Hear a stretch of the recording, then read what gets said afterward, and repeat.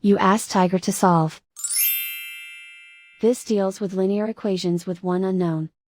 The final result is x equals -3. Let's solve it step by step. Simplify the expression. Simplify the arithmetic.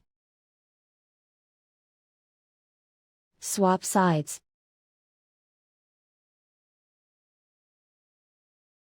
Group all constants on the right side of the equation.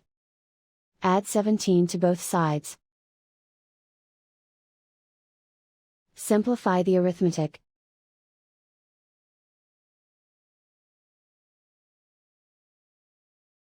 Isolate the x. Divide both sides by -12. Cancel out the negatives. Simplify the fraction. Move the negative sign from the denominator to the numerator.